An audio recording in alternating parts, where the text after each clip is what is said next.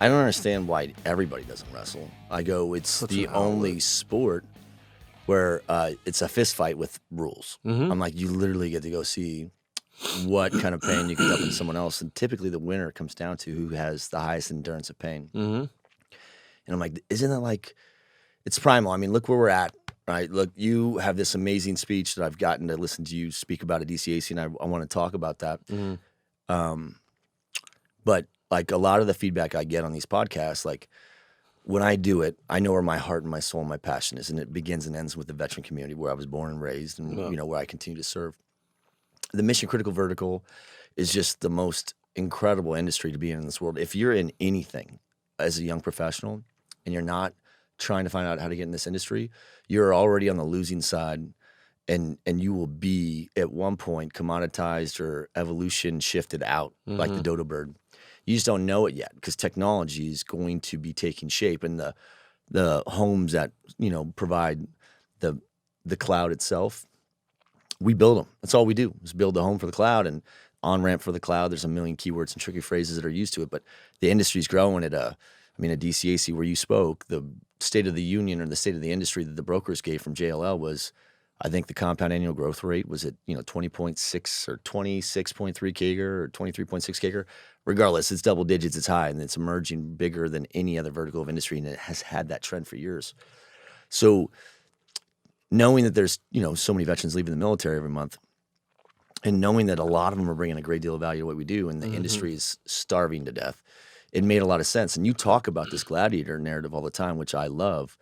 But I took it into context with my own kids when I was talking. I'm like, so, this is what he meant. We went from hunting, woolly mammoths and saber-toothed tigers to now we have kids that are battling anxiety and depression because their gluten-free taco didn't come out right. Right. So I'm like, maybe more kids should be in wrestling or violent combat sports, and it's, you don't want your kids to go get, concussions. I mean, it's crazy, but No, nobody wants that. But Right. I mean, it's a tragic thing that happens in, but we live in a tragic world. And there's sadly, in spite of ourselves, as much as we don't want to be embracing the violence that comes into this world, somebody's got to do it. Because if not, there's nobody that has a bigger target than America on its back. No. You agree? Yeah, since the beginning. Yeah, I agree completely. And that's why it's, we're very honest with our kids and letting them know that, hey, ultimately the world doesn't give a shit about your feelings. Exactly right. It's important that Good. you know. Move forward. Yeah, it's important that you know that majority of life is about business. It's not personal. Yeah. And too many people blur those lines. And then they end up in the whole victim status, and you get nowhere. You just find yourself in a holding pattern to nowhere. You know what I think, though?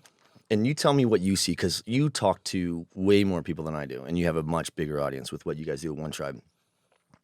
And we have to spend a little bit of time with this, and let me tell you why is, I did a podcast with you, and you and I had literally met that minute. Yeah. You know what I'm saying? And it was awesome because I'm very romantic about people that believe in what I believe about, the bromance side of things. But I'm like, it's easy for me to, my friends are typically my brothers, and I go, this is a guy that I don't even know, but I could relate to. I'm sure that back in, in the right environment, right situation, we would have probably been friends before we both were where we're at. Yeah. And I look at it, I'm like, I wonder how those civilians that are listening to this are going to be able to identify and connect to, right? And I'm hoping that maybe I'm the bridge to that, or Jesse or some other veteran I have on this podcast. But you shine a huge light on the things that are downstream in the veteran community that a lot of people just don't know about, because maybe they're focused on their own community, which could fall back into their heritage, or, a podcast about women. They want to, diversity, focus on women or Latin American, or there's anything. We all have our thing. Ours is obviously veteran stuff. But I had so much great feedback from that podcast. And there was a lot of, I think that we both felt like there was more to cover. Yeah. And I wanted to keep scratching the paint on that. And then when we did DCAC Live, it's not like you and I were sitting around trying to figure out, hey, I just said, hey, you're the type of guy that I could say, can you give me 5 minutes and let your heart out and let your love light shine out there so these people understand what it's really all about. It's not just about building data centers. Right. And you did that to the point where there were people that came up to me afterwards and like, how do you know that guy and how did you meet him and how long have you guys? I'm like, I literally just met him before I did my first podcast with him. And it's not like we talk every day. But I'm like, I feel like I can connect with him if I have to, call you. But there are grown men And women that were sitting there, they're like, dude, it was humbling. It was inspiring. There were people that are like, dude, I was in tears. And think about it from this optics. I have no idea what I'm doing with this conference, right? I mean, we didn't do it because that's not what I do for a living. I just did it because nothing else provided the platform that I needed. I mean, when it's all said and done, I wrote $60,000 for the checks as a byproduct of DCAC. I mean, I assume those checks went out. You can tell me if you haven't got it yet or if they haven't talked to you about it. But we allocated $60,000 total between the golf and those 3 charities that came in. Amazing organizations, and we can't help them all, but we're going to continue to build a bench of groups that we could continue to contribute to on like an annuity model based strategy for the years to come. Hopefully, ultimately becoming a channel for all of them. So like when you catch people with the things that you do, and maybe you find people that need a job. I'm hoping that you're like, you need to go into this industry and you need to go to this group because they hire veterans and they're going to give you the most exciting job you've ever had in your life. But I had a lot of people say things and not knowing the effect. We try to think about the risk reward for everything, but you can't think about it all. I'm like, I literally walked off. I'm like, do I overdo it on the veteran stuff at this conference to where people that aren't veterans are like, I wrap it up. Let's get through this. I want to, And what I learned was no, not a single complaint about that stuff. And to that end, it just means that I'm going to have to sprinkle some more of that Jake love throughout these conferences, and we'll find others, and maybe I'll, 2 or 3 times in a conference versus just in the beginning. Yeah. I mean, look, and let me tell you why I think I'm glad that that's the conclusion you arrived at, because I was going to tell you if you arrived at anything different, you're wrong. And I'm just telling you that out from life experience. What was your impression of that conference? First, it was awesome. I mean, what a place for people in the industry to go land and be able to network and talk to each other and learn new things.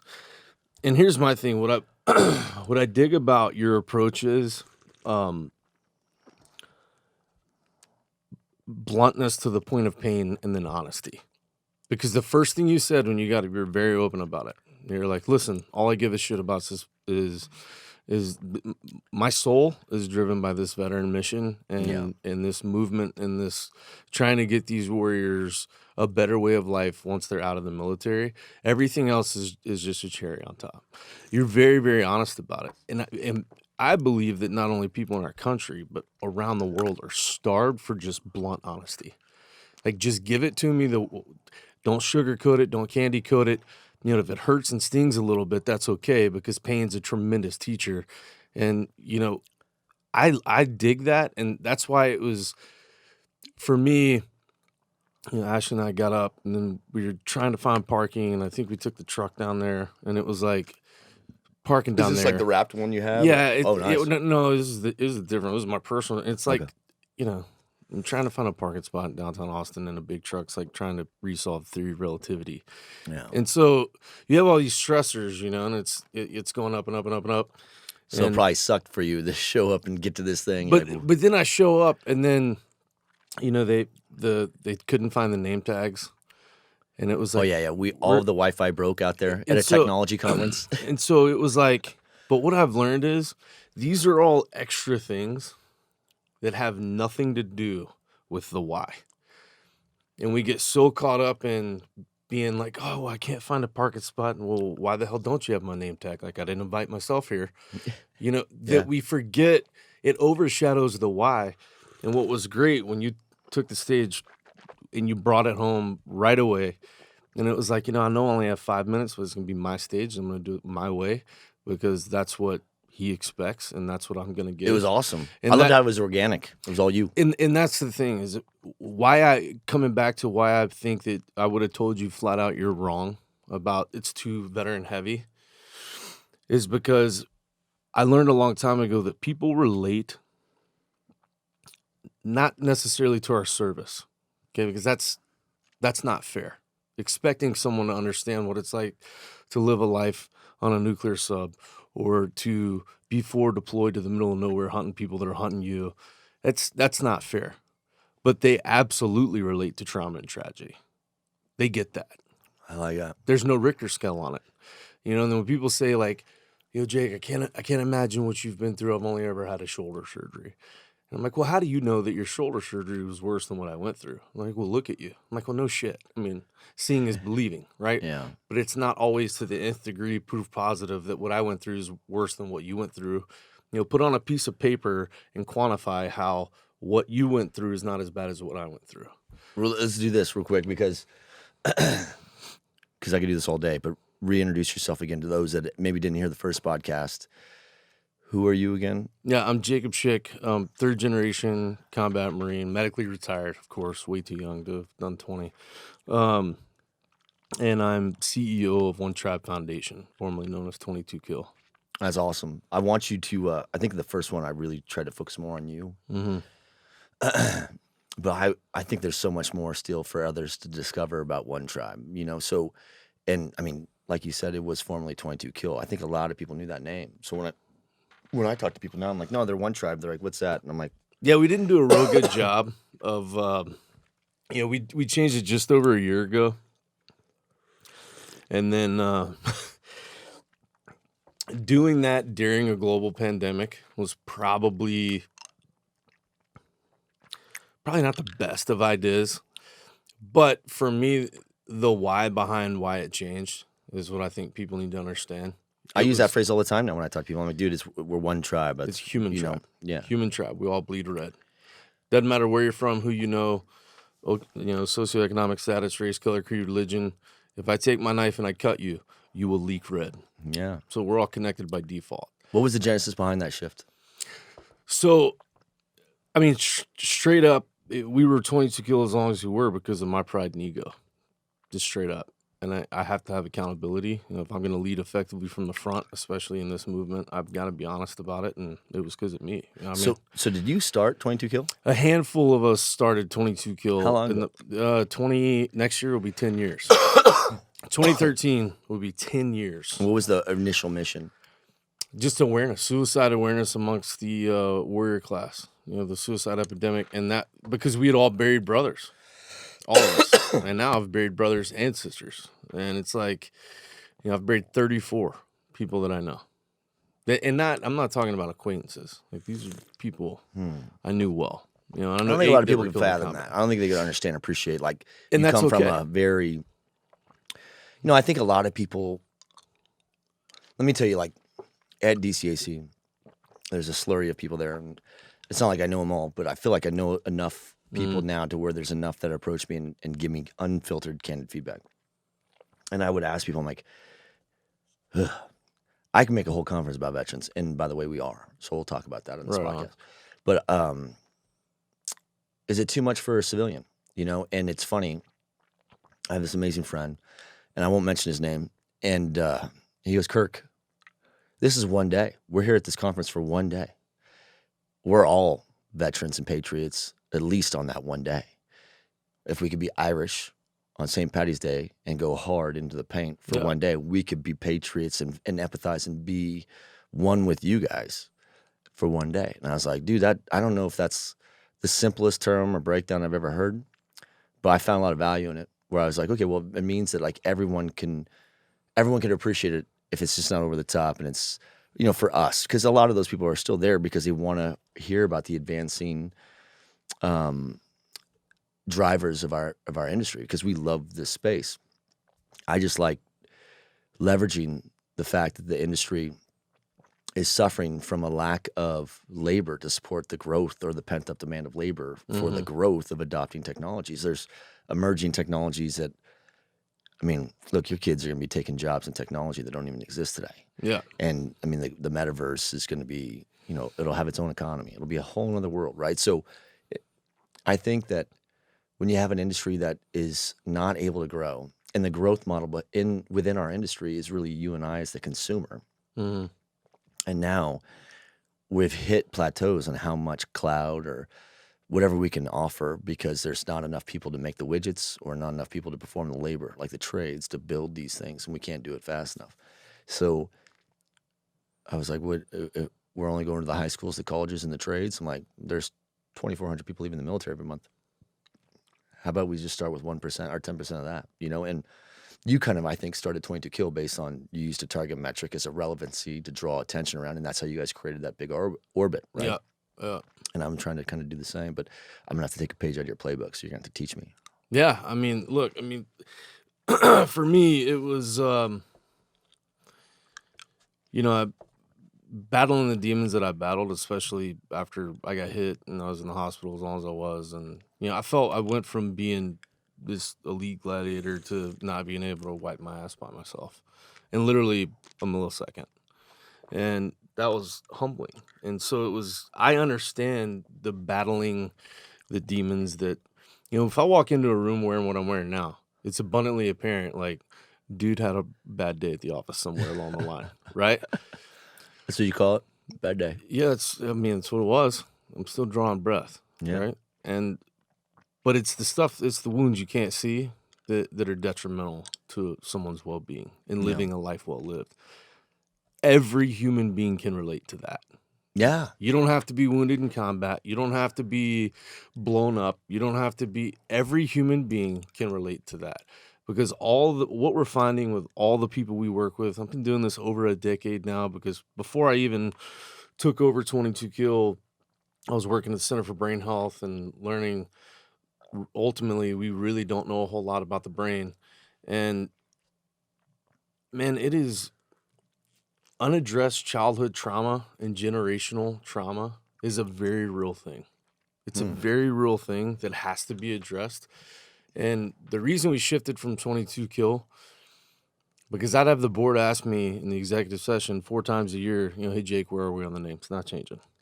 Because the more people told me that you're not going to do much with that name, like you're not going to be able to get very far with that name, the more I wanted to.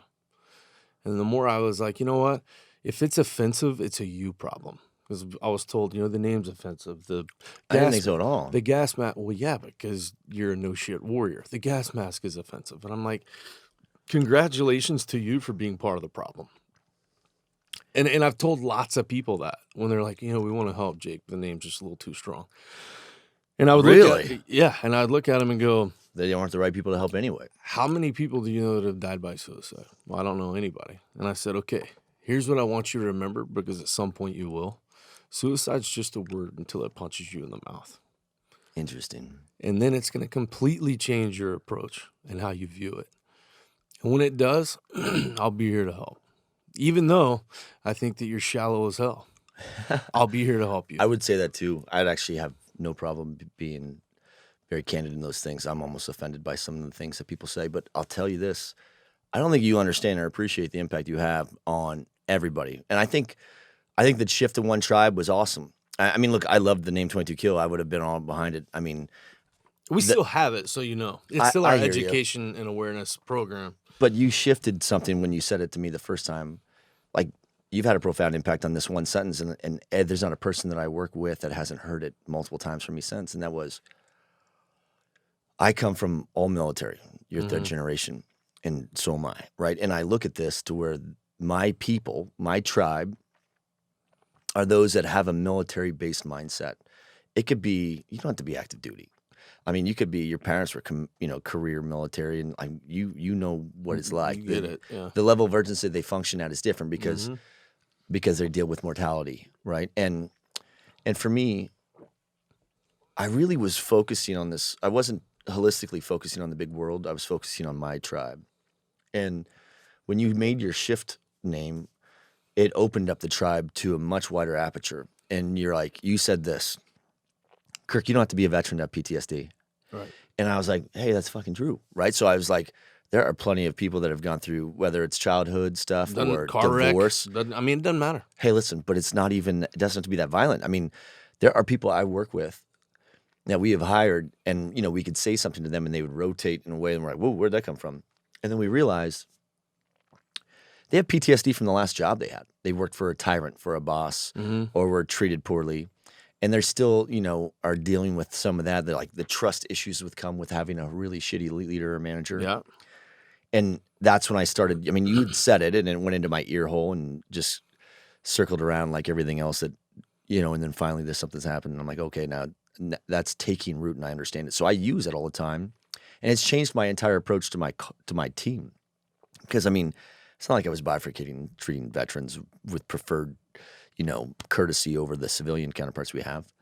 But now I'm like, guys, we're all the same. We are, like, as you said, one tribe. I think that the way that you arrived at that name, or maybe I don't know how you got there exactly, but Yeah, I do I'll think tell you. it does. It's the right name for now. I'll tell you, and this is exactly what happened. I got a phone call. This is right before the world shut down. Okay. I mean, literally right before. It Like was February, January. yeah, Something. it was either February or March, right before the world shut down. I got a phone call and said, Jake, this officer from this police department Oh, took his life today. And like we had done a lot of work with that police department specifically. And I was like, what in the actual fuck? What? yeah. Like he knew all about us. I mean, and the way it happened, went on his shift, was in his cruiser, called his wife from his cell phone, Damn. and smoked himself with his service pistol. And I was like, God, he knew all about us. What the hell is the problem? I don't understand. I mean, Pride. He said he was non-vet, so he didn't. Shut up. He was non-vet, so he didn't think you rated. Oh. And I immediately texted the board and I said, I need an emergency board meeting right now, like in the next 5 minutes. And I told them it's time for the name to change. And they were like, "Well, what?" That's horrible. When they thought, How did you get to one tribe though? because so the tagline when I took over, I immediately changed the tagline to "One Tribe, One Fight," because how I arrived at that was from speaking to the Dallas Cowboys. In the military, you hear all the time, "One team, one fight." Then regardless of the branch, you hear it all the time, "One team, one fight." And I spoke to the Dallas Cowboys, and this was in like 2014 or 15, and they sucked. And it said "One team, one fight." Like a couple of the players wouldn't even sit with the rest of the team. Are you kidding me? No, I'm not kidding you. That disgusts me. That's how fragmented they were. I mean, it's how broken they were as a team. They were coworkers, and it ended there. Damn. And so I told them, at the end, wrapping my little spiel up, I was like, you got to remember one team, one fight. Well, then I went and spoke to the Arizona Cardinals a couple weeks later. And when I walked into their war room, I was like, oh, this is not a team. Like, this is a family. Nice. Like, I could just tell how they were seated and all wearing the same stuff. And, so I went to go wrap it up, and I said, you got to remember at the end of the day, and I thought about talking to the Cowboys. I'm like, I cannot call them a team. They're more than that. And I'm not going to do that because it's just disrespectful. And so I said, you got to remember we're one tribe, one fight. It's important tribe because we're driven by the same disciplines and convictions, and we have the same goals and the same aspirations and ideology. The same stuff that makes all of us tick. And that's a tribe, and you'll never kill your way out of a tribe. You're always in, no matter what. And I told them, you're a tribe, one fight. Yeah. And I remember a few of the players came up after the fact and were like, man, that was awesome. Like, are you cool with us getting something that says, one tribe, one fight? And so they all got bracelets that said, the rubber bracelets, one tribe, one fight. And a lot of them wore it throughout the season. That's pretty awesome, man. And so when I was talking to the board, and I was like, look, everyone knows our tagline is one tribe, one fight. It's already recognizable. Let's just be the One Tribe Foundation, human tribe. We ultimately want to serve everybody, because everybody deserves a shot at living well, regardless of what they've done or been through in order to be at the point in which they are in life. That they need to forgive themselves for surviving up to this point. Now let's focus on thriving. For sure. And so that's where One Tribe Foundation came about, because I was like, my pride and ego, I will never, ever, ever again have somebody. Because they didn't feel like they were in the tribe. It won't happen again. Where I'll get a phone call, and it'll be ultimately make me feel like it was my pride and ego. It won't happen again. Because this is something just like in the military that's bigger than I'll ever be. So what do you do? What does One Tribe Foundation do now? So we are a full-blown mental and emotional wellness organization, and we serve veterans, military, first responders, law enforcement officers, and frontline healthcare workers, to include their families, because you got to treat the family unit. You can't just treat the individual. It's not, you get it, as you know, we leave a big wake in our path. Sure. And we offer traditional and non-traditional therapies. So, like what? Traditional would be the one-on-one. You sit down. You have therapists on staff. Yeah. And we have tons of partnerships because we're not naive enough to think we can do it alone, Sure. right? And especially post-pandemic. I mean, the numbers have gone through the roof. Have they really? Through the roof. Within the first, between 2020 and 2021, intake process just for clients for traditional side of the house went up 160%. Damn.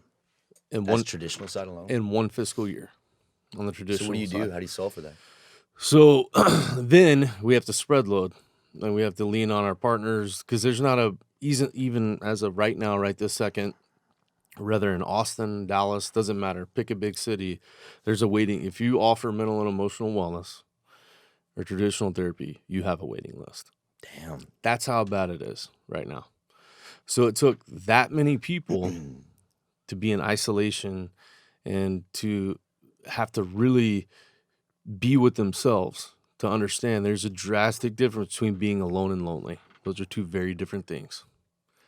Break it down. Big difference between if you find yourself lonely or found yourself lonely during the global pandemic, you're one of those people that have gone out of your way to avoid the demons that you have, whether it's unaddressed childhood trauma or being in a car wreck or molestation, rape, et cetera, et cetera, et cetera, et cetera.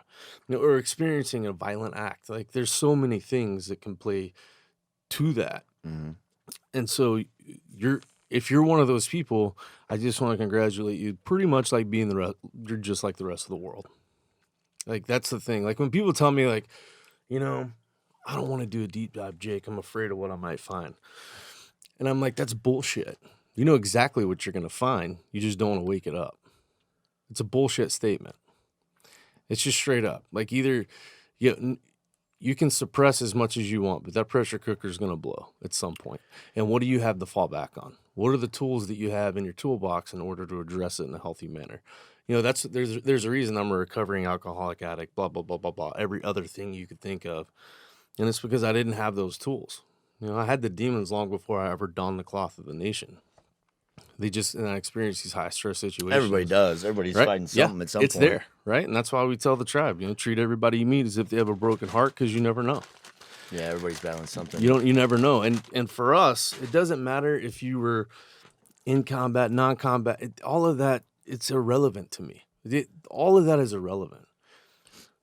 Are you upright and breathing? Do you have a pulse? Okay, then you qualify of living well. Because ultimately, that's the only way we honor those that came before us. Whether in the military or doesn't matter what demographic, or to raise the bar and to set the tone for those that are coming after us. And it's a daily thing. It's by living well. There's no medal, there's no award, there's no plaque. All that shit collects dust and ultimately doesn't mean shit. Yeah. It's by living well. That's it. Lead from the front and be the example. Or shut your mouth. That's how I feel about it. Just like the people that, they get up and they protest all these things, and it's like, hey, that's fine because you're safe in this country to do that. Are you willing to fight, bleed, and die for it? Yeah. If the answer is no, shut your damn mouth. You gotta do something with it. Don't just put Band-Aids on it. That's right, because all you're doing is making noise. Yeah. We have enough noise, and we have enough division in this world. And so let's talk about that, because it's funny. I know we do. And I know that this is a philosophical thing, not to take us off one tribe, but everything about one tribe has been driven by philosophical things that are down to the nth degree of the soul. So listen, and I suck. I run podcasts as well as I do data center conferences, so I'm going to be all over the place. I'll say this. When you started this, it was you and how many friends? A couple. Yeah. And knuckle draggers too. But it makes sense. I mean, like, you knew what the purpose of it was.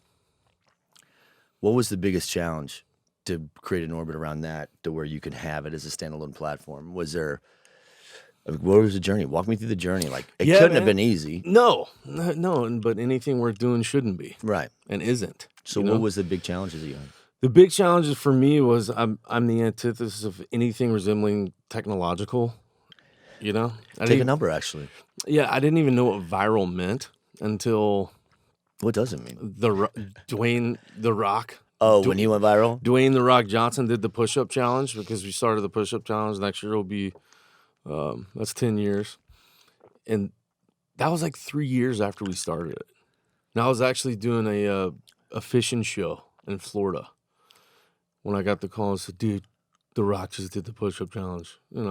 Everything's blowing up. And I was like, Oh, no kidding. yeah. I saw it on Fox News once too, and then I did it when I got my trigger ring or whatever you guys call it. Honor ring. Honor ring. Dan Lombardo made me drop at a bar one night with a bunch of people and how many is it? It was 22. 22. Yeah. I mean, and here's the thing. A lot of people were like, so one thing in the beginning is you had a bunch of the vets who were like, 22 is not the actual number. Oh, it's like 20 now? No one knows because the government does it. I mean, Yeah. they don't know the actual number. And It's too many. one. Yeah. That's what I'm saying. It's too doesn't many. matter what the name is. And so that was a big challenge. The name 22 Kill was a challenge. It was too abrasive for a lot of people. It needed, though. I don't think you would have gotten the attention if it was subtle. It happened exactly You couldn't have the started way as one tribe. it happened exactly the way God intended for it to happen. I agree. And those challenges were like, hey, look, I accept it. Because I had a cush thing at the Center for Brain Health. I mean, it was a pretty good gig, but it wasn't where my passion was. Yeah, if you're not fulfilled, it doesn't matter how much you make. That's right. And it's passion before paycheck. And 100%. if you're able to do something and feed your soul and put money in your bank account, win-win. That doesn't mean it's not going to be hard. Every step of it's hard. You never go to a funeral or get a phone call about a death that's easier. It doesn't get easier. It'll test your grit. It'll test your moxie. It'll test, how convicted are you in this movement? Because we're well beyond a mission now. This is a global thing. How big is it? I mean, tell us what all you've expanded into, because people ask me all the time, because I wear your shirt or your hat, and I try to normally always have something on for, I think it was the C4 Foundation, One More Day, and Flanders Fields. Yeah. So I'll do a podcast with each one of them, because I get asked too many questions, and I'm like, guys, this is the link, and this is you need to do some homework. But I do think I can do a better job of explaining it, and I'm hoping that this does that. But like when you started, I understand why, and I understand the purpose. I even understand how you changed the name, and things that went viral helped kind of grow this thing. But what was the goal when you did it? Like to reach 1 million people, to reach the world? I mean, goals, less funerals. Okay. So look, man, I get really tired of going to funerals and hugging widows and their children, and all you can say is, I'm sorry, and I promise you I'll try harder. Yeah. I'm tired of that.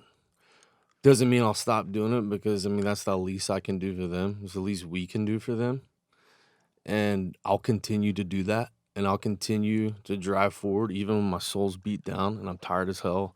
And I just bitch and complain about having to go do this thing or that thing, or go here, talk to these people. There's a lot of days I wake up and I'm like, I don't want to people today. Just no people today. I'm with you. But it comes with the territory, right? Because a lot of people feel like I have this secret sauce to having this amazing life.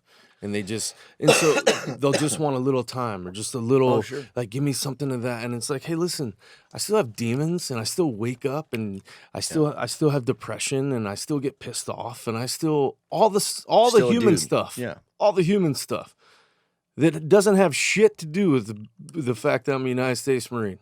Not a damn thing. Yeah. And it's like, hey, I'm human just like you, so we can be relatable. And that's the whole, where I always say we got to lean in, love hard in order to live well. You can't do the last one without fully doing the first two. And accepting the fact that you could be crushed, your heart could be broken, and being okay with it and doing it anyway is how you're able to do the first two. You have to lower your walls. You have to be able to love without boundaries, knowing that at some point you're going to get punched in the soul. It's going to happen, because we're human beings. Yeah, we're human beings. It's part of the journey. Yep, that's it. But we have to live well. And that's why when I see people that are choosing to be victims as opposed to victors, I don't have a problem telling them. And if they're like, oh, how dare you tell me that? It's a decision. Like, how dare I tell you the truth? Is that what you mean? Because that's what I'm doing. Because here's the deal. No one that I ran with was willing to love me to death.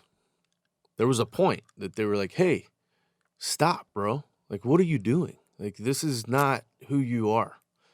This is not indicative of the representation that you are as a United States Marine or of the men that you love so much you're willing to take a bullet for them. What are you doing? Like, you're not honoring them. And that's what it comes down to. But it doesn't have to be just for the gladiators, or doesn't have to be for, because, dude, everybody's got an inner warrior. Everybody's got an inner gladiator. I agree. It's ingrained in our DNA. And so that's the whole idea behind of all of us coming together. I don't give a shit if you wear a uniform or not. You don't have to wear a uniform to serve the nation. Look, I think that there's a paramilitary type mindset that is created through immersion, right? And I also think it's something that we as civilians identify as. I mean, think about it like this.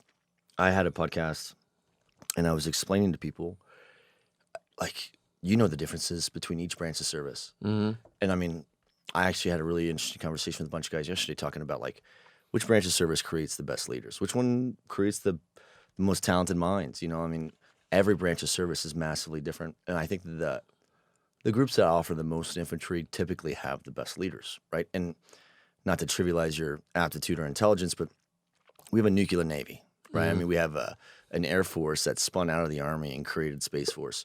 I mean, like, there's a lot of stuff that's very technical and very sophisticated where they're not looking for people that have what your guys is, you guys want to run. Look, the people are really a coin. On one side, there's people that run away from conflict, and there's those that are designed to run towards it. Mm-hmm. And those first responders and military or other people, like those people, they weren't those people at the beginning. I mean, they didn't join the military to make a bunch of money. They did it to make a difference, and they got in there, and their mind got conditioned one way, and then when they were leave, molded. Yeah, but they joined the military like you would coming out of college looking at, do I want to be in manufacturing, retail, high-tech, finance, energy, whatever. But each branch of service is almost like its own different industry. Would you agree? Yeah. Okay, so they're massively different, but it's a lot of people paint with a broad stroke and they just don't get it. Mm-hmm. So I'm like, okay, every branch of service creates a different product, and because they have a different mission. And there's a core foundation to everything that all transcends throughout the ranks, and that is, there's officers and enlisted, or there's things in the middle, as we know, like warrants and stuff like that. But and they define the intent of the objective or the mission, and they go release us to go do it. And we as professionals should be able to know how to take orders or give them and execute upon them. And you don't have to be a subject matter expert to do that. You just have to know how to lead. The technology industry does not lack genius or intelligence. It lacks leaders. So when people are coming out of the military, I'm just trying to say, like, continue to follow your passion. If you're just looking to go make the most money, then that's an untenable and unsustainable strategy in life that ultimately leads to people finding no joy or no fulfillment in what they do, which leads back to anxiety and depression and boom, right back to like a PTSD and hopefully not something worse than that. I just tell people, like, you have to follow that passion, like you were saying, and you have to realize that a lot of these people that get into these services and then they leave, there's something that's very unique in the way that their mind works, where they're willing to take the leap and follow their passion, right? And that's less than 0.5% of the United States.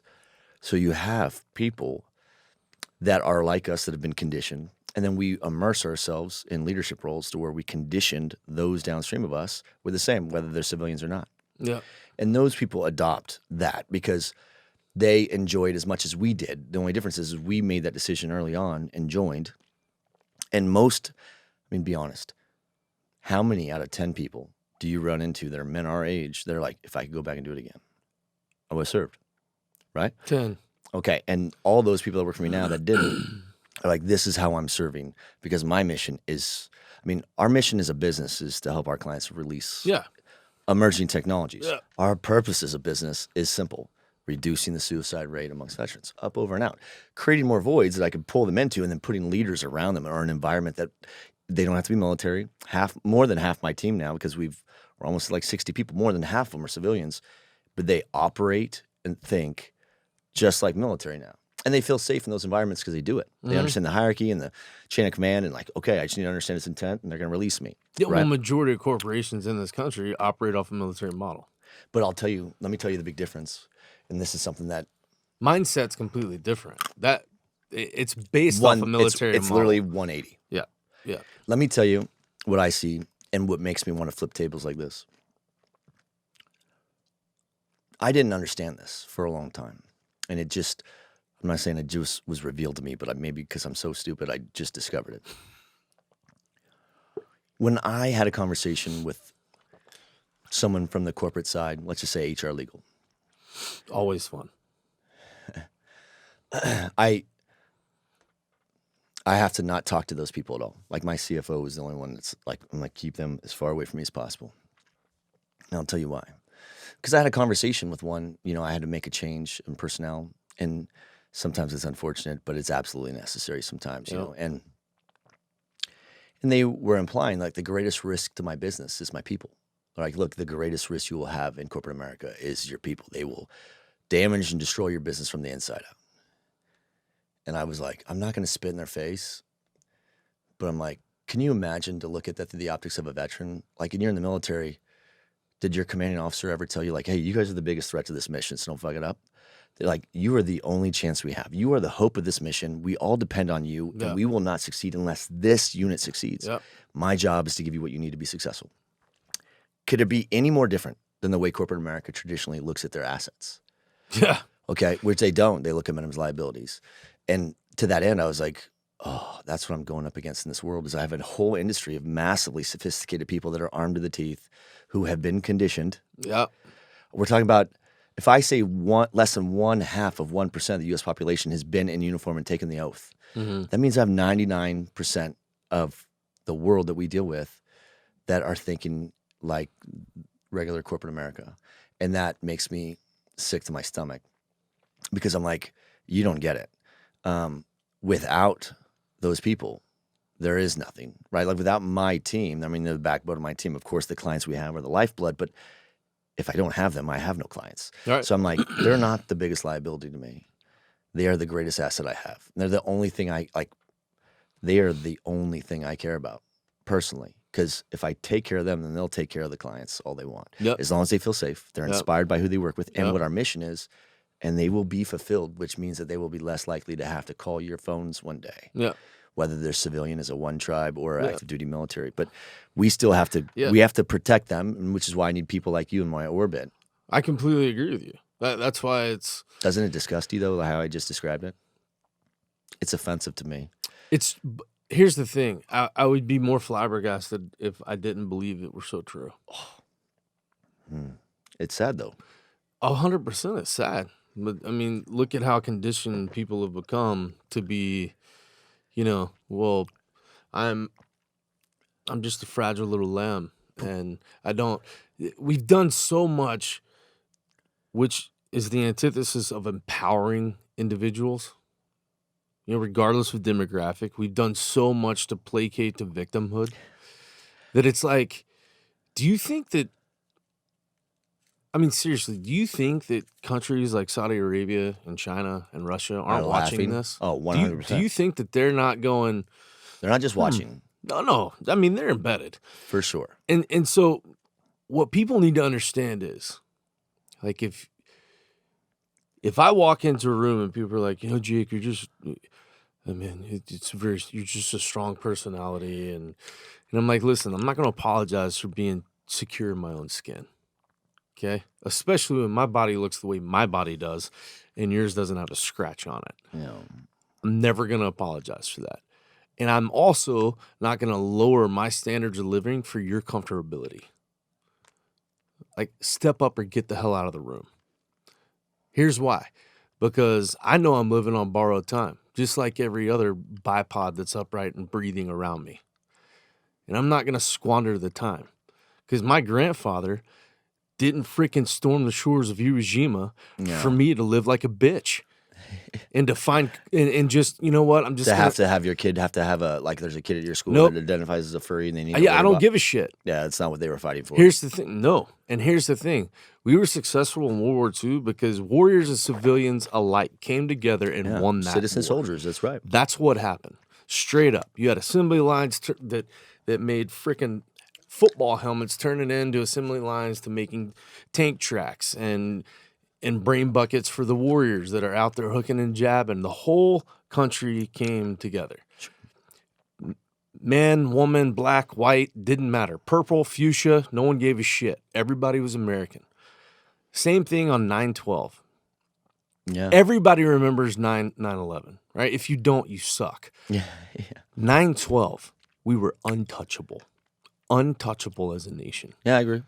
Because we all came together. We all had no one gave a shit about politics and religion or all gender. of it went by the wayside, and it was like we're all American. We were one tribe. We were one tribe. Yeah. And we were untouchable. And that's the thing. If we get back to that, and you still have your Republican and your Democrat, your independent and your black, white, purple, red, yellow, whatever. I couldn't pass the litmus test for anything, but I'll say this. This podcast, like, let me ask you this. Do you watch the media?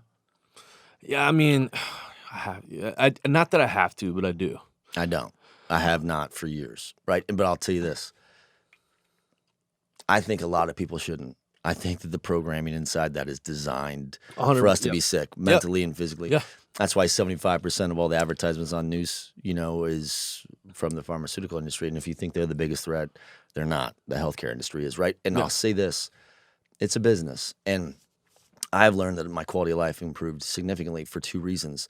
One, I no longer was just exposing garbage into my mind, which could make me disenchanted or fearful, which could lead to a lot of other shit. My thing is I started just removing that. And then the other part was I still needed truth. I needed facts. I needed to know what's going on. I know what's going on. I know that there are things that are going on. Yeah, of course. I didn't want it from like when you have a subject matter expert on a TV news station and, they have a commercial break every 5 minutes, the momentum of shit just kind of, it changes the entire dynamic. So for me, I knew that I wanted to know more about stuff. So I'd find the name of that expert and then whatever podcast they'd be on, whether it was like Lex Friedman or, there's a million, Rogan, whatever. Yeah. There's probably someone that could speak, and it's not as though they're a burning bush in the subject, but there's enough data where I know that what they're talking about is validated from their optics. It's not based on subjectivity around what the cultural norm should look like from we're trying to be politically correct here, so we're going to do that. No, these guys don't give a shit. They're just scientists or whatever, and they're like, look, this is what I think. And I think that you're going to see people adopting more podcasts as a raw, organic, unfiltered solution for questions and knowledge. And I'm like, who even watches the media anymore? I'll tell you the only reason I really do is because it's so accurate all the time. Oh, 100%. Yeah. I mean, and if you believe that, then I'll win the next Iron Man. Sure. Fat, fake leg and all. Look, man, the way we run One Tribe is we have to look at it from a global lens because it's a mental and emotional thing. And I learned during the push-up challenge when I saw these brigade-size units doing the push-up challenge. That's awesome. Like, I mean, anywhere from South Korea to Australia to Iceland to... Were they our soldier sailors and everything over there, or their own nations? Theirs. See, so it is the one tribe of the world. Theirs. And so I learned early on, like, man, this is a global thing that goes well beyond carrying a weapon in the middle of nowhere. I learned early on, and I was convicted in that, and I still am. And so I look at the global emotional climate just like I look at the global financial climate, knowing that when I turn on a TV channel, it doesn't matter which one. It has to do with media. It's agenda driven. I know that. Yeah. I know that I've got to know the game they're playing in order to counteract the game to be able to help the most people. Because when someone comes into my office and they give me some political spin that was clearly given to them by some talking head from an idiot box, I've got to go, hey, listen, let me tell you what that means. Let me tell you the why behind that and why you're getting sucked into something that has nothing to do with the end game. Like you if you don't understand, that's the thing, is that our politicians are banking on the fact that they're banking on ignorance and being or misinformed. That results in them being able to seek more power or stay in power. That's the truth behind it. Just straight up. That's why when people are like, hey, are you Republican or Democrat? I'm like, I don't need a letter by my name for me to know who the hell I am. Exactly right. I'm going to vote. I think there's a lot more people like that is what I was trying to say. It's like, listen, I run into a lot of think people, I there's bet bo- you do too, but most people, they know what's going on. They just were like, who cares? You're not going to change the system. But now people are like, That's the thing. We got to start caring again. I think that there are, but you need another vehicle because the media is not one. I think Yeah, this they is control it. They can't control this. Yeah, and that is, I completely That's why agree with you. podcasts will be the number one. For me, I feel like we're going to advance so much as a human race when we come together and realize, like, hey, you know what? We can still love each other and disagree. 100%. That's okay. That's okay. Like, it doesn't matter the color of your skin. Doesn't matter the religion. It's not good for business, though, for some of those media groups. They Yeah. need more people clicking on their stuff. That's not, I'm not real worried about that. Matter of fact, I'm not worried about it at all. Because here's why. If I'm granted the ability to be on my deathbed, I'm not worried about what's in my bank account because it's going to be irrelevant. All I'm worried about is what's in my soul account. Is that full? Did I exhaust myself Yeah. in leaving this spinning ball of chaos better than I found it?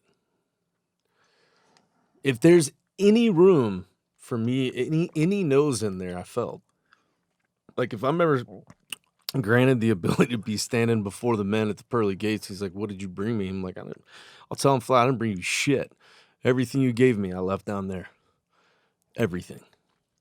You know, just point me towards my bed. Like, and this is a long line, so hit the button, in or out, up or down. Like, let's go." But that's the thing. Unless we're going to be convicted in this whole human thing, we have to take a human approach, whether it's with data centers or social media or this next freaking huge technological breakthrough. You got to take a human approach. And that's what we forget. We forget that before we were soldiers, sailors, airmen, coasties, Marines, like human first. Technically, we call them puddle pirates. But whatever it is. Coasties. Oh, I forgot the Space Forcians. What do we call them? The JV team. I don't know. I mean, but listen, I don't know. I have their flag too. What gets you out of bed still with what you do? Like, what is the future of One Tribe Foundation? I didn't realize it had a global reach. So, like, man, I keep interrupting you with that shit, but like, take me back to look at this as like if someone's listening, Yeah, and they're a data center person like me, yeah, and they are scrolling through their options for podcasts of something that like you that can inspire them. How do they get involved? What is it going to do? What's it doing now? What is the future plan of it? And like, how is it continue to evolve? I mean, like over the 10 years? yeah. So Next year it'll be 10 years. Yeah. And like, It's a miracle. you guys are, bringing in, money from all kinds of different altitudes and airspeeds, Yeah. and then you're pouring it into the therapists? We're pouring it into other human souls. In which way? Traditionally, non-traditionally, whether it's our What's non-traditional? One Tribe outdoors, like it's hunting, hiking, fishing, kayaking, anything That's untraditional. outdoors. That's non-traditional therapy. It's just like the wind therapy. We teach people how to ride motorcycles. Let's go jump on motorcycles and go take a big ride. That's cool. Let's go get that wind therapy. Or we do art stuff, or we do music stuff, or we do watch. We are the Children of Heroes. Of course, it's an acronym because there's not enough. So Are you guys distributed in management throughout the country? Is everything in orbit around Dallas or? No, so for the non-traditional side, we can do throughout the country. Traditional side, because the government's awesome and because of the laws that they make that make complete sense all the time for everything, we're confined within the borders of Texas. For real, huh? Yeah, because of licensure. And the only way around that is if somebody's doing therapy via Zoom link or something like that. If they receive mail in the state of Texas, but they happen to be in New York on business, then they can do their therapy because it's Residency. Right. And so, and I know that all that comes down to the almighty dollar. That all comes down to people making money and padding their pockets. And to me, it's like at some point we got to take self-interest, self-gain out of the fight for the greater good because there's no room for it. And so this non-traditional side is really, really important because you get just as much benefit with less restrictions. Right. And so we're really trying to vamp up our non-traditional side, and it's kind of, there's no such thing as a one-size-fits-all when it comes to mental and emotional wellness. Everybody has a different flavor. Everybody wants a taste of something different. But at the end of the day, everybody just wants their soul full. And my thing is like, hey, we got to evict the demons. So let's exercise those assholes. But do you? So that was you said it a few times in this thing, and I'm sitting down and listening because I don't know anything about that world. So I'm asking that question not to challenge you, but like, I feel like I understand why you were like, we gotta get rid of that. But sometimes there has to be the exception where what we need to do is we need to figure out a way for you to, because they've coped with it before. Now they have a trigger of some kind, and now they're like, well, how did you cope with it before? Like, let's find a way for you to. We're not going to change everything. We can't fix everything. Right. And we have limited, geo flexibility, as an example of Texas, on how you do that. So like, is it the goal is to eliminate those demons in people or to help them beat them? So because it's never. Yeah. No, I don't believe you're ever. Yeah. Like unless you get dementia or Alzheimer's, like you still have your memory. Well, and just the mind itself is defined. It's designed to default into the most. I believe that negative. I believe that people. That's why I believe that everybody we know has some element or is fighting some level of post-traumatic stress. No, I agree. And so, do I believe that we can totally heal people? No, like we're not God. Yeah. Like if we were, we wouldn't still be going to funerals. But I believe that we can empower people. Like coping skills. And absolutely. Give them tools in the toolbox. Give them a community, a tribe to be a part of so they know they're not alone. To show up and go, hey, I know all you assholes are just like me when it comes to this honesty and being fundamentally flawed. So let's let's sit down and just have a spit session about how much we suck. Because we're going to leave here feeling better because we're all honest about it. And we're all honest about our humanity. And we can walk out of here feeling better about being completely normal. That's why are our celebrities so sensationalized? Like why and it's because it's not real life. Like for you, it will never be real life. Just like for me, like that is not, but people get lost in this world that is not indicative of reality at all. Just wait. And that's what I'm. The metaverse. Yeah, dude. I mean. And that's my thing is like, unless we come together and take back control of our civilization and being human beings, it's only going to get progressively worse. And when my sons are standing over my grave, I want them to look at each other and go, hey man, kudos to the old man. As he left that bar way the hell up there. Sure. And because I'm not going to sit around and go, hey, I did my part. I left body parts on the battlefield and no. I mean, what I'm doing now is way more important than what I did as a Marine. So I think that I would say this as I listen to you talk. Every challenge that you have with what you're trying to accomplish is the exact same challenge that every company in corporate America has. They're trying to expand the barriers and remove limitations to their reach and trying to figure out how to help their team so they can be more productive. I mean, it's the same thing. You're trying to help save these souls so they can be more productive to other souls. I mean, look, you're a good example of someone that battled these things before so that you know how to navigate through those based on how you were. But there's other people that, other means and methods to get in and out of these challenges. But it's corporate, right? I mean, it's business. You're in I know it's a foundation, but like... If you don't run like a business, you're not going to be around long. Straight up. It doesn't matter for-profit, non-profit, public, private. It doesn't matter. You got to run it like a business. Totally get. And when I look at this, I want to figure out a way to dovetail into the end, right? Because I think that purpose is the most important thing. Mm-hmm. I think a lot of the people that are struggling, civilians, military, whatever, I think it's because they don't know what they should be doing. And because they can do something well, they sometimes seem to think that that's what they should do when maybe that's not the thing that finds them the most joy. And we are also we've all been conditioned in a very homogenous environment where get good grades, you go to a good school, good job, good money, make good money, you'd be happy. I'm like, no. I have found all kinds of books. I mean, Malcolm Gladwell, Simon Sinek, you find it where it's like, be happy. And you'll be way more productive first. And if you find happiness, you just need to find it in one thing. It can't be because it's all great days. It's because, I have horrible days sometimes. But my purpose is so amazing, and it's so much bigger than me and my team that I'm like, guys, we have something much bigger than us that we're trying to support. We're trying to help these veterans find a purpose, because we know that if we do give them a purpose, they're less likely to hurt themselves, and they need to be a part of our tribe, because our tribe is designed. We don't put band-aids on problems. Like if you got a legitimate problem, we're gonna go get you all the resources you need. And we're gonna find a way to shoulder the burden of that cost.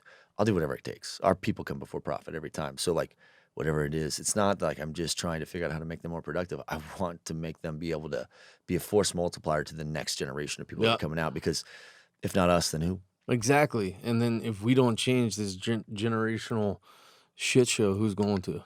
Yeah, I'm sure every generation has said this same thing.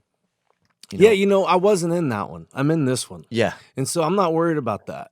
That's the thing. Is like, but it's worth noting, because there is hope. Like we're gonna make it through this. Hope springs eternal. People that are like, well, it's just hopeless. Okay, not only jump, but swan dive off the ship.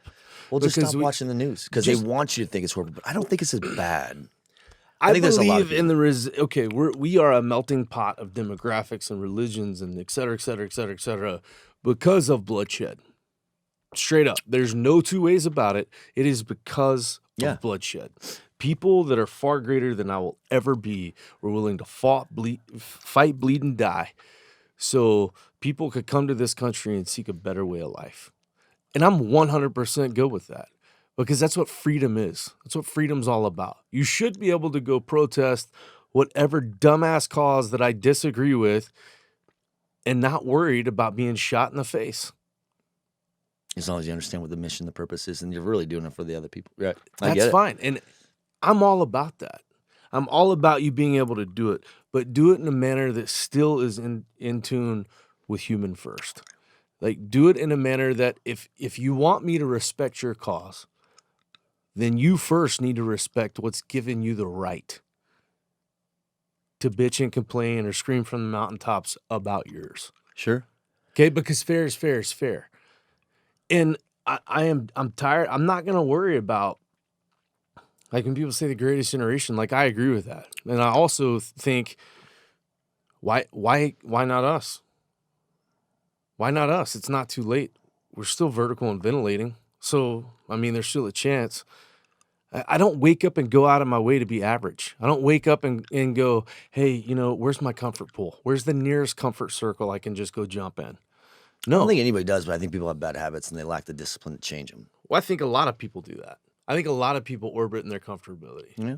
And they are their own most severe limitation, because they're conditioned to be comfortable. Think about how conditioned we are by the talking heads in these stupid boxes that say, don't do this because we don't understand that. We're conditioned to not talk about things we don't have a full comprehension on, because it makes us uncomfortable. And God forbid we're uncomfortable. Well, you talk about the brain, depression, anxiety, hypervigilance, suicidal ideation, act suicide. Well, we're conditioned already to not talk about that. And so, yeah, when I walk in a room and I'm like, hey, XYZ, death, suicide, it's morbid. And people are like, oh, God. And it's like, hey, just strap in and give me a minute, because when I leave, you're probably going to feel more inclined to go hit life head on. And here's why. It's not because I'm kind of on the fence about it, because people are like, oh, I got the courage. And it's like, well, did you get courage or permission? Because I think you've always, as a human being, had the courage. But because of being conditioned as a society, it's like you're looking for permission. Yeah, I think that, like, everything that we have in life that needs to make a significant change needs to spark. It's just the momentum needs to build, right? There's always something that triggers that tipping point, right? Okay, yeah, and I'm going to tell you why one tribe. Here's what's awesome to me. Okay, I'm very, very passionate about the military and about the warrior class, because I know what it's given me. I know that this country's given me more than I'll ever be able to give back. But I also know I will die trying, because that's what all the great ones before me did. And I will not fall short in doing the same thing. But I know that this mental and emotional wellness is a little organization that was started by a bunch of knuckle draggers yelling at people to do push-ups has had this global impact on mental and emotional wellness, and the approach to the conversation of mental and emotional wellness has given a lot of people permission to forgive themselves and to live well. And the fact that the tip of that spear was from a bunch of just freaking dumb hard chargers that have no idea what they're doing, but they do it all the way, and they're convicted in what they're doing, that has a global impact. That, to me, that is what greatness is. That, to me, is a legacy worth writing about, because it just started from a place of pain. That's where it started from. And again, pain is a tremendous teacher. And either you're going to go out of your way to do something to change it, ow, that hurts. Like, touch stove hot, don't do that. Okay? It's the same approach, but we're doing it as humans. Like, we can look at this veteran title, or we could look at the title of, sailor or Marine or whatever. Common denominator, human first. So what is the future like for One Tribe? If someone wanted to, if they believe in what you're saying, how do they get involved? How do they help? We all have three things of value: time, talent, and treasure. All of us, every human being. And so you want one of those three or all three? If you're not willing, if you're not willing to sacrifice some of one of those three things, you don't want to help your talking. That's just the reality. Okay. So how do people help if they don't have? So if you're willing to sacrifice some of your money, great. If you're willing to sacrifice some of your talent and time and come volunteer. Like therapists? Or whatever. Well, whatever it is. If I was a licensed therapist, and I called you and said, hey, I could help 2 hours a day at the end of the day. Perfect. Great. You take it? Great. Absolutely. Okay, why not? So I'm just saying, some people that's don't. a way. Yeah. And here's the thing. I don't have all the answers to everything. Like, if you want to help, though, contact us and we'll figure it out. I'll figure out a way. We, as a tribe, will figure out a way. It probably won't be me, because I'm already surrounded by a lot of people a lot smarter than me. I figured that out a long time ago. And you figure it out. Take a number. Like, get around a bunch of people that are way better than you, and then by default, you're going to be better. And you're going to look a lot better than you really are. So how do they find you? What's the website? OneTribeFoundation.org. Okay. The number one. It's pretty, and here's the thing. The number one. The number one. Yeah. OneTribeFoundation.org. Got it. And if you're like, well, I really don't identify or relate to military or veterans or first responders, law enforcement officers, or frontline healthcare workers, that's fine. That's irrelevant. Because that's about humankind and One Tribe. Yep. It's irrelevant to me, because we eventually want to help everybody. This is my take on mental and emotional wellness in humankind. Okay, we were leaving the speaking engagement last year, and it was local to DFW, so we got to take the boys. So at the time, they're 10 and 5. We're driving home, and the oldest, Jack, said, hey, Dad, you always said I can ask you anything and that you'll never lie to me. You'll always tell me the truth, even if it makes you look like crap. And so when he prefaced the question with that, it's like, damn it. He's going to slap you around a little bit. Yeah, Let's get this question out. Right? I said, yeah. And he said, Dad, when you say at the end of every time you speak, when you say, because he's been to several with me, not the baby, not JMO so much, because his tendency to be a disruptor. But Jackson said, when you say everybody deserves a shot at living well, do you include your enemy when you say that? What do you say? 10 years old.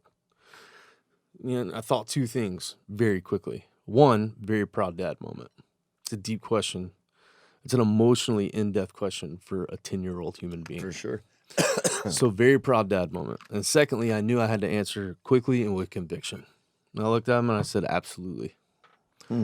Absolutely, they deserve a shot at living well. He looked at me and said, Dad, but why? They tried to kill you. They wanted to kill you. I said, Jackson, why do you think I was there in their backyard? Try to kill him. That's when I told him, son, you got to remember, there's nothing personal about war. It's business. Nothing personal about it. You also need to remember that the rest of your life, majority of everything you encounter is going to be about business, not personal. And if someone unleashes hell on you, odds are it has a lot to do with them, not you. Very true. Not personal. So yeah, everybody deserves a shot. And if you are in that boat and you believe that, regardless of what you're fighting, we want you in the tribe. I don't give a damn what you do for a living, what your background is. I don't care what your police record looks like, all irrelevant to me. Do you believe that you deserve to live well? And if the answer to that is yes, I want you in the tribe. So when they, how big is the tribe, by the way? Or do you guys track those numbers yet, or is it just changed? There's so thousands and dynamically? thousands and thousands. Yeah, I mean, we have like it's changed so much over the years, and it's as far as employees go. I mean, I don't know, we have a couple dozen, Sure. and of people that there's no Like people in your orbit. Like I'm not a part of your tribe, but I guess I will. I'll sign up if there is a thing and take a pledge or oath or what those things are. But like, I know that people want to help because it's fulfilling to them. They just need to know how. They just don't know how. Yeah, and so for me, it's like at the DCAT golf tournament, it was awesome. Because I got to meet a couple of these guys. Matter of fact, one emailed me earlier in the week, and I still haven't emailed him back, so that's my bad. And so if he's listening, I'm sorry, because he knows who he is, and I'm going to email you back today. But there was a couple that I really connected with. I mean, I connected with the majority of them there, but there was a warrior, and he's fighting a battle of his own. Oh, wow. And he walked up to me after the fact, and he was like, "Thank you, brother. That's it." Yeah, there was people that did come up to me, and they're like, "Listen, man, that was very powerful and very moving. I don't feel like I'm worthy of talking to that guy." I'm like, "No, he changed it from, the military focus to the world, human focus for you. So Yeah. don't ever feel like that again." No, because we've already established we're the tip of the spear. We already established that. What the rest of the sword is made of is not up to me. It's not up to me. Yeah, that's awesome. But I have no problem staying if I'm drawing breath and God gives me the ability with health and conviction, I'll stay at the point. I don't care, because it's easy to judge people at the top of the mountain because you haven't sacrificed and bled and done the climb. It's easy to point the finger. That's okay. That's okay. I'll be that target all day long if it means that I get to help those out there that are struggling and need permission to live well. Done deal. I know the line of people that want to shake my hand is just as long as the line of people that want to slap the skin off my skeleton. But I've also accepted the fact that I have zero control of either line. Yeah.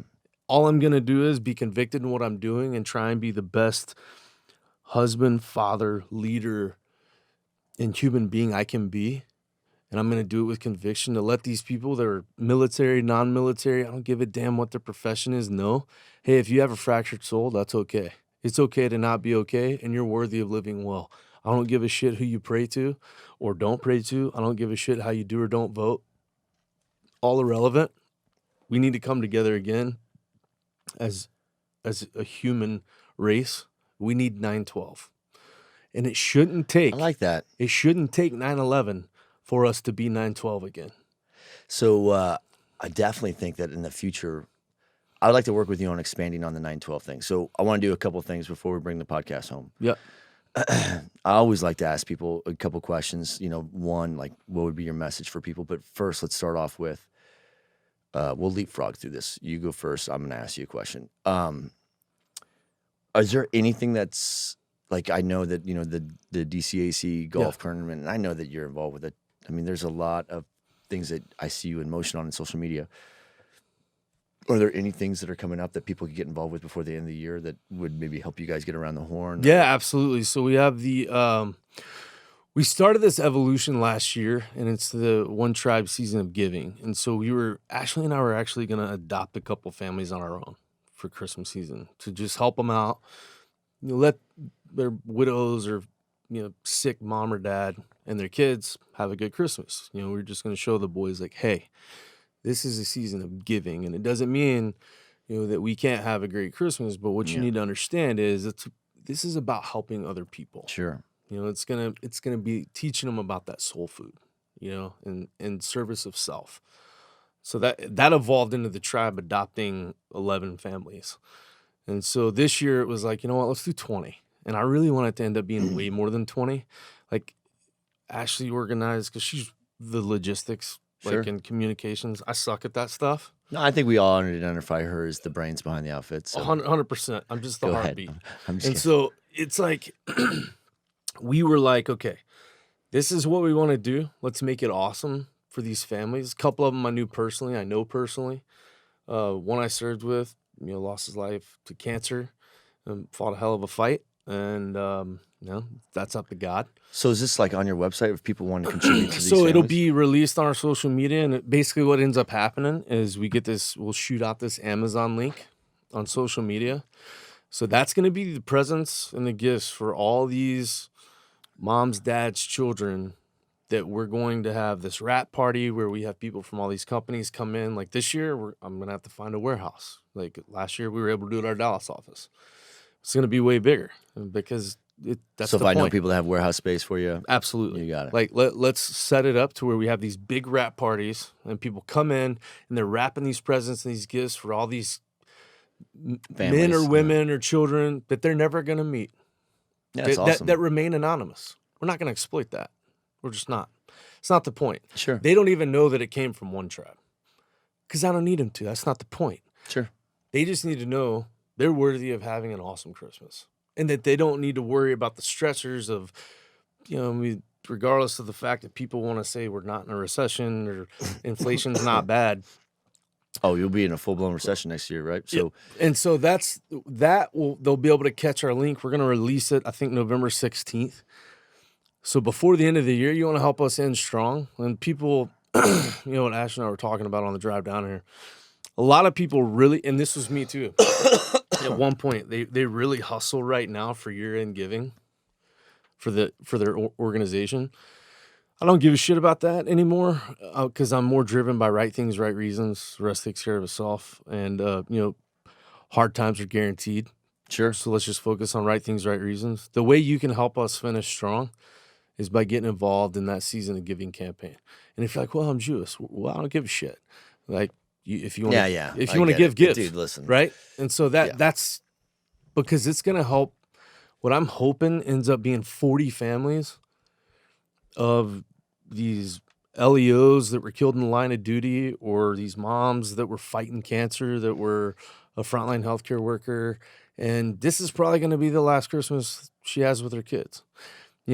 Those are the types of families we're going to be helping that will never know that we were the tip of the spear for them being able to have a very memorable Christmas. Do you have partners that are trained, teamed up with you on this thing? Because, I mean, no matter how strong you are, you're not as strong as all of them together, so to speak. So, absolutely. So are you running, is this something that's just a One Tribe Foundation thing and everyone could, participate from behind the scenes? Yeah, we have corporations involved. You do? Okay. Yeah. And no, I'm not dumb enough to think I can do any of this shit alone. I don't know. I'm just I'm too stupid too. Like I need all the help I can get. Yeah, take a number, right? Yeah. But people could find this information if they want to donate or be a part of this on your for website. Sure. Yeah, so we're working on doing the one sheeter, the one pager right now, and then we'll release that list, the link for the Amazon, because it just makes it so much easier for us because everything gets delivered to the Dallas One Tribe office. And that way we're able to organize everything for all the families. There's a lot that goes into it. I mean, for 11 families, it was kind of stressful, but I was like, the only way to make something more entertaining is make it more stressful. Yeah. So let's just double the number. Like, let's do more. So they'll be able to find that link coming up once we get the families established. Or that's another thing. If you know a family, they're like, hey, this family was really in need, and Sure. their mom or dad or son or daughter XYZ, contact us. Let us know. This is, sadly they call it the silly season, but we're getting into the part of the year where a lot of people, whether they're lonely or alone or they just are battling something and they feel like, like what's the point? This, when you get in the holiday season is when a lot of people start pressure testing their own convictions in life. Yep. And I think it's more important now to, make sure that the love light shines the brightest during that last quarter because that's where the greatest risk is, right? So I do want to make sure that, when you guys are doing that, we'll have Ashley and our team connect and make sure that I will be working in 2023 on a few things, and that's why I was going to say it's my turn. I'll leapfrog back and forth. What I discovered was I really like what DCAC is, because I am a bit of a nerd and I like hearing from these. I mean, there are some really big fat brains that we get on those stages, and these are people that move the needle, win billions of dollars of purchase orders, and they change the landscape of our entire vertical of industry globally. And I want to hear from them, right? And I genuinely want to understand, like, where are we going? I want to see where the puck is going in the space, so I could hopefully position my business to have more than our fair share of the opportunity. It's that simple. And I think that's why we have vendors and so many sponsors, is because they don't want to talk about what they do. They want to pay to listen, and I'm like that too. But I won't lie. Like, the thing that I'm most passionate about is the fact that I get to use it as a platform to give money back to other nonprofits, right? And I wish I could give more, but it's just like incrementally I'm taking all these dollars and, hey, you go save 4 lives and they could save 3, and you force multiplication. That's it. Yeah. But what we'll do is next year you'll see DCAC hiring, which is like we'll do Naval Station San Diego, we'll do Norfolk, right on, and we'll probably do Fort Hood. Cool. And but the Fort Hood one we'll probably do in Austin, so we could attract all the talent from San Antonio. But the goal is if I could create a hiring conference, I'll do a 1-day golf tournament like we do at DCAC Live.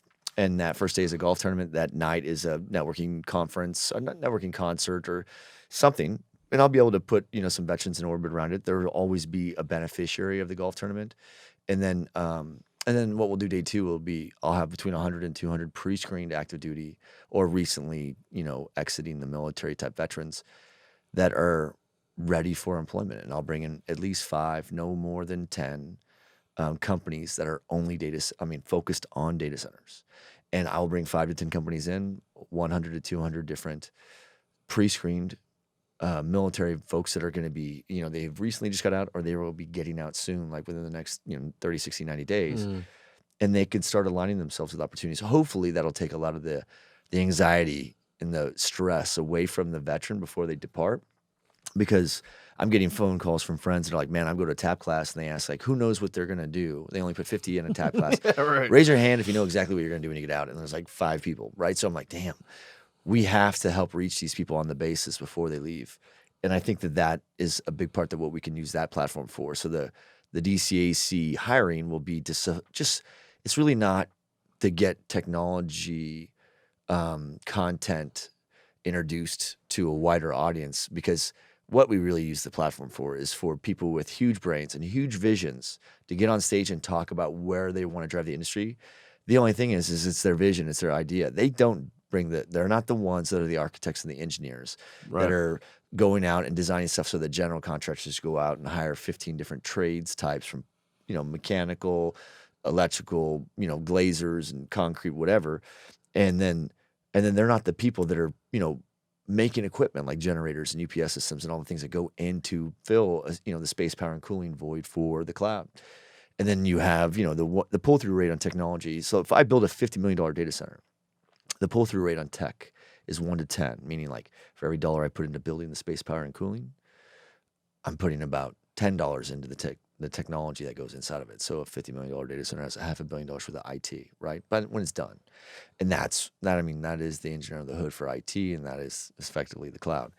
So for us, I need labor, right? Our industry can't grow without labor, and I think that I can't reach every group, but I think someone's helping transition people from high school. Some are helping people transition from the trades, and others obviously are learning it. There's no college degrees. There's only a few schools throughout the United States that have anything in terms of teaching or introducing the concepts of data centers. Very few. Dallas has something. Virginia has something. I think there's maybe one. That's crazy to me. There's considering where it's going. Well, it's the engine. I mean, there is no vertical of industry that can exist without data centers. I mean, e-commerce.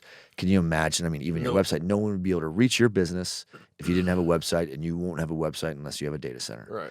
Right. I mean, all the stuff that you download and upload and it's insane when you think about it. It's connected to everything. It really is. So no industry can evolve. You can't be in the finance industry without having technology from a security basis or a capabilities basis. You can't be in manufacturing. You can't, every vertical comes back to IT, and that IT needs to be housed because data is the number one commodity in the world. So if I could host more conferences where I could help more veterans there, I could bring in 5 to 10 companies that need more talent, and now I have pre-screened talent that meets their minimum requirements, and you're changing their lives. Now, and it's a stepping stone. It's just a way to get people in the industry, and then once they're here, they'll discover what maybe they can do inside of there because Yeah. there's a million opportunities. But either way, we'll just create that healthy ecosystem. I'm going to be doing that, but as I do it, I'll look for guys like you, and and guys like Wes at Rogue American, and there's a lot of us in this world that are veterans that want to do our part. And I think if I could create a collective, if I could help with, put together a steering committee of guys like us that are, this is our soul, this is our soul's work. We could create a collective to where, not as simple as veterancollective.com or some shit, but there will be something that people could go to and be like, hey, look, man, I need mental health support. Done. Yeah. Boom. But I'm in a state that they don't offer that. If there's got to be a one tribe, there's one tribe, but there are groups in every state that is dedicated to helping PTSD. Yeah, I mean, we're partnered with a majority of them. Okay, so that collective needs to be able to make a breadcrumb. But like instead of being patched together to where like I need that, but I also need, some support for this, and then I need maybe some legal support, or I need this, or I need a job so I can pay my bills, so I can have a purpose in life and be proud of myself again because I'm of significance and I'm not dependent. Like all the things that go into that stuff, it just needs to be molded and shaped. I'm not that person. I'm the person that can be like, look, let's bring it all together. And we will create some momentum. And I think that, if we do that in 2023, then we'll help create a platform that over the course of the next, 2-3 years can be stabilized enough to where. And then self-sustaining. I agree. It doesn't need one company. Yeah. And I also feel as though that developing this foundation that you're describing is going to be vital to what's coming in the global financial economy in the next couple of years. Oh yeah. Well, look, I don't know where to begin on, digital currencies and, the metaverse and the e-commerce, the whole economy that's going to come with that and all those things, because I think it would make your head pop, but there'll be times where we'll dig. This isn't the last podcast, obviously. So we'll continue to scratch the paint through that iteratively. But I think, for now, I think the most important thing was giving the listeners that are in this space some inspiration. I mean, you're obviously you radiate inspiration when people talk to you. They just feel better about themselves. They feel like, I'm a little bitch. I got to step my game up. You know what I'm saying? I'm one of them. Yeah, and I like to think I go hard, but I don't. And that's not the intent, but that's the intent. Good. We all need that. Yeah, and that's why I tell people all the time, hey, just so you know, when I'm bumping my soup cooler, I'm talking to me too. Just so everybody knows. Like I'm not talking at you. I'm talking to all of us. There's a lot of people that are inspired. I mean, like we're all feeding off each other, but I know how much energy it takes out of you, right? And I appreciate that, which is why I try to touch you as little as I can, because I know that you have a lot of people that you're trying to help, and that a person like you will literally burn yourself into the ground. Yeah. Right? So like you needed an Ashley. You need people to protect you from you, because if not, then you're going to give up everything. 100%. And people like me are going to be very deliberate when I reach out to be like, look, I don't need a hammer. We need a scalpel. Let's do this piece right here. But I mean, I wanted to have people have the opportunity to hear about what you're doing in the next, 30, 60, 90, to where maybe they could buy in. Maybe if it's $20 or whatever they contribute. Doesn't matter. Yeah. We all could do a part. The other part is I wanted you to know what we're going to be doing, because that's going to it's going to give us the opportunity to continue to thread ourselves together, because although there's only, 1% of the U.S. population that is in service at any one time, there's several of us that are out there. And I think that there's a lot of people that have things that they want to contribute to, and they just don't know where. And that the objective of the collective is for us to not just provide a standardized or a static list of resources for them, but to make it dynamic or kinetic to where they could come in and be like, well, this is what I have to offer. I did this in the military. I retired. Now I did this. It's very niche. Yeah. It's not for everybody. But if you find anybody that does this, then I can help. And that's someone that, instead of going, an inch deep and a mile wide, they could go a mile deep and an inch wide, and those people bring value to the collective as well. Yeah. But we just need to figure out a way to harness those people, because it all comes down to one tribe, and we're all connected somehow with what we do. We just don't know it yet. People don't realize, like, oh, you're on your phone, you're doing this? Cool. I bet you touch a data center that I built 5 times a day. You just didn't know it. But I've built data centers all over the world, with the exception of Asia, which means if you're on any of the platforms for FAMGA, like Facebook, Apple, Microsoft, Google, Amazon, if you use any of those, or if you're buying airplane tickets or any of those things, there's a good chance. If you have iTunes, there's a good. I mean, like you're touching a data center that we built, and that's how connected we are. People just don't realize it because they're only seeing what's above the water line. They don't understand what falls down below it. And that's the force multiplication comes in so many different shapes, sizes, and colors, and everything else. And a lot of people don't get involved directly in the fight for the greater good because they're scared or they're timid. And my thing is like the only way you're gonna find out how the water feels is jump in. Hell yeah. And here's the next step's gonna take care of itself. As soon as you can, because anytime someone goes into an environment, whether military or hostile or just a work meeting or something with their bosses, and they're nervous, like you leave whatever that is a little more empowered, a little more sure of who you are, where you stand. You got to do shit that scares you. You got to do shit that makes you uncomfortable in order to reach your full potential. It's just, I didn't make the rules, but it's the rules. You just have to. You got to embrace the suck like that. Yeah, I get it. You have to. And the fact that we need more people around us to, like you alluded to, save us from ourselves. We definitely need those people. Yeah. That's why you saw my handlers that were here today. Listen, look, I wouldn't be alive without those types of people helping me. That's a long list, bro. For me, when I'm sitting in this room with us, it's a long list. Sure. And that's what people have to understand too. Is we don't have the answers to everything. Are we driven? Absolutely. Can we be borderline reckless? Like, yep. But here's my thing. Like, the more you tell me I can't do something, the more I'm going to fight, bleed, and die to do it. I love it. All right, last thing, and then we'll take this home. What would be the last message you want anybody that's listening right now? Because I think everybody's just kind of starving for some sort of positive thing in their life, and we don't know where we're going to find it. And sometimes it's stunning to us how it sometimes could be right in front of us, or it could blindside us. It could be subtle. It could be, kinetic. But everybody is getting ready to get into this season where, like, they're going to be a lot of people riding some really challenging waves over the next 30, 60, 90 days. What's the message of hope? Yeah, what do you have to share with these people? This is from, this isn't mine. I wish it was because it's brilliant. But this is from Dr. Bessel van der Kolk. And he said, you have to forgive yourself you have to give yourself for everything you've done in order to survive. Up to which point you're at right now. Like, that's the first step to your mental and emotional freedom. You have to be willing to forgive yourself for everything you've done in order to survive. How simple is that? It's the hardest. It's going to be one of the hardest things you've ever done. But it's also going to be one of the most worthy. Because until you do that, you can't really break yourself from the chains in order to live well and to live freely. Because this is from me. Anyone who's listening or watching, regardless of what you're fighting, or what your past looks like, or whatever demons you have in the closet, demon skeletons, whatever the fuck you want to call them, I don't give a shit. They're there.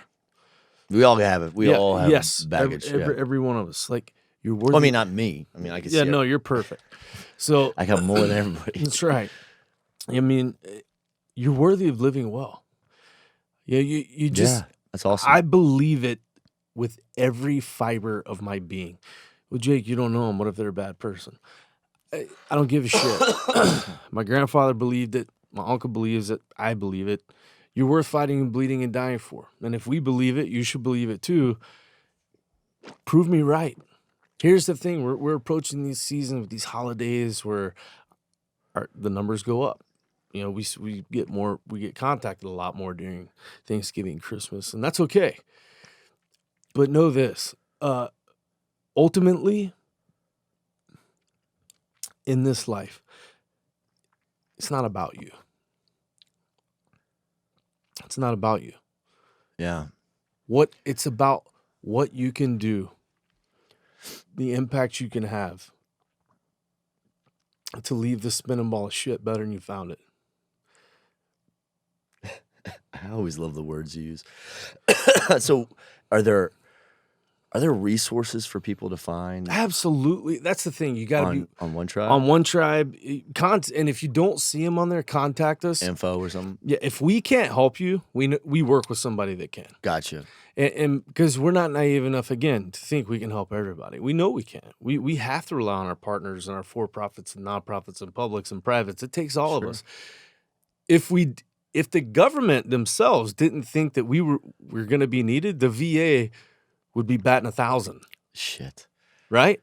And so the government even knows, like, they need us, just like running and building and developing these data centers. You got to rely on so many different facets to be able to make the one go hard or go home.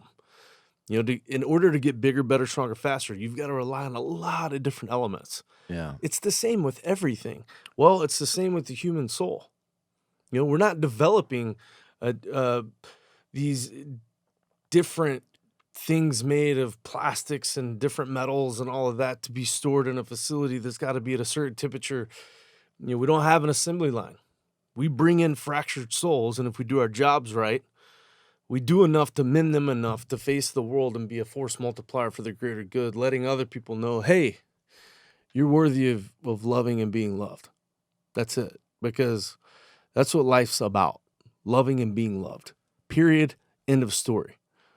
What you do is up to you. But you got to have the courage to love all the way. And you got to have the conviction to be loved all the way. Dude, that's a powerful message, man. And I got to tell you, I can't imagine people that are listening that if you're not inspired by this, you need to go see somebody, right? Because you're a powerhouse. It's a huge energy. I love speaking with you, and I hope that I get to have the opportunity. I'm sensitive to how busy you are, but I'd like to find, on a quarterly basis, at least come down and let's talk about these things. And let's just, maybe we bring on a couple other dudes and we sit around and we talk about how we just build this momentum to help so many people, veterans, civilian, battling. Hey, bro, and let them know that we're all here with them. I feel the same way. Yeah, we're all in this shit together, man. Sure. And look, I am who I am, but trust me when I tell you that I'm very in tune with my humanality. And anytime I'm walking up to a stage, whether it's a DCAC or for a Fortune 500 company or for an NFL football team, I never write down what I'm going to say. I never know what I'm going to say. Comes from your heart. I just tell God, hey, man, whenever this dumb hole underneath my nose opens, let it be what one person needs to hear. That's awesome. Just one, because that's all I'm after. If I can change one life for the better, I feel like I've done my job. I love that, man. Maybe you should turn that into a one life pledge where it's not just you, but how many people could document how they are making a purposeful effort to change just one other person's life. That's it. That's all it takes, man. So listen, as always, it's an honor and a pleasure to have you here. And I enjoy speaking with you. We could do this all day, but I would say let's find ways in which we could help each other, because ultimately when those people that your teams are talking to, if they need a new purpose, I want to talk to them and figure out if we can help them get a job. Done. Does that work? Absolutely. Well, thanks again for all your time, buddy, and thanks for being here. It's always an honor and a pleasure. Brother. Thank you. Likewise. All right, and I'd like to give a shout out to Hicks Lighting Protection for sponsoring this podcast. Mark Hicks has been one of the most generous guys I've met. He's up in Dallas. I haven't had an opportunity to meet him face to face yet, only via electronic communications. But if it wasn't for Mark Hicks, I wouldn't have been able to make it back into Austin last night to be able to be here with you today. So right on. Hicks Lighting Protection, they're monsters in the data center space. And if you don't know who Hicks Lighting Protection is, then you have to look them up. So thanks to Mark Hicks and Hicks Lighting Protection for this podcast. And again, it's awesome to spend time with you. So thanks Likewise, so much, brother. bro. Appreciate y'all. Yep, thanks.